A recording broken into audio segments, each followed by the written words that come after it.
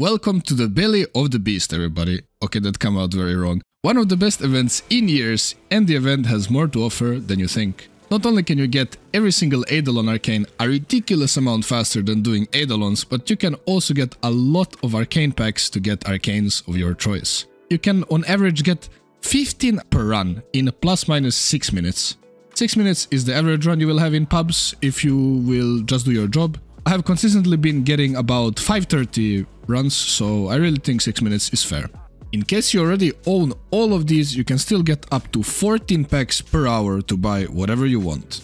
But remember, they thought about this and they capped the amount you can get to 42 of each arcane there. But even if you started with literally nothing, that leaves you with a set of each rank 5 as extra that you can turn into arcane dust or phosphor. Now, of course, you can't do this indefinitely because of the cap, but the value you get for your time is just insane. D was very generous with pricing this time around. And let's not forget the infamous Arcane Energize that's also farmable right now, together with the other two legendary arcanes, Grace and Barrier.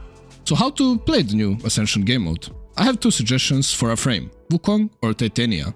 This time around I chose Wukong since it's more chill and a lot easier to control than Titania, let's be real.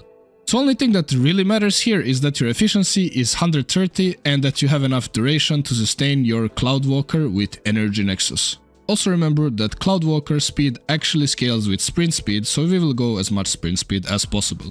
Now we need some kind of strip for the sister. Not that kind of strip, armor strip. You pick. Tara Strike will not only armor strip but also remove the shields of the sister as well, making her get deleted in seconds. The range of this build is terrible, and if this will be an inconvenience to you, you can go a bit higher, but I know exactly where the sister spawns and that's our only target for this ability, so I stick to low range. We use Molt Vigor to get to the breakpoint of 200% strength for one cast strip, and we have Molt Efficiency for even more duration.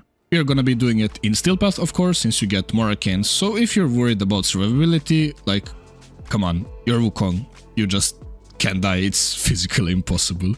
And since we already need something to activate our Molt Vigor, why not use Madurai for Void Strike? This will give us an absurd amount of front load damage. Any weapon with good damage and fire rate will do. I will give you an example build of Dual Toxicist in Karnon. We will not go in depth into everything, but I will at the very least show you the evolutions and the mods. Now the game mode is very simple. The first part you can't really speed up in any way, so let's skip to what you can do. At the elevator part, the most important thing is the start, so here are the first two spawn points for the boosted charges. I honestly never bother with the normal ones, since there is plenty of boosted ones, which are the only ones that actually speed up the elevator. Once you get through the start, it should be much easier to keep the elevator sped up the whole time. Keep in mind that the most optimal way to use the boosted charges is the exact second that your elevator speed hits 0 seconds. If you do it too early, you will only get 10 seconds increased speed instead of the usual 20. So if you are low on the boosted charges, it's always better to wait for 0 before putting it in. But don't wait around too long either, as you are wasting time this way as well. This especially applies when you are close to the end. You will also need to find 3 beacons, but they are very loud and shiny, so it really shouldn't be a big of a deal. Remember that you can carry 2 charges at the same time, one with your frame and one with your operator. For this to work, you have to pick up the second one with your operator. If doing it vice versa, your operator will drop the canister. When you are near the top, just stack up your gun by getting a couple headshots and morph it if necessary. As the sister spawns, just activate Void Strike, Taro Strike and start blasting her in the face. After this, only thing left to do is escort the weird green orb to extraction.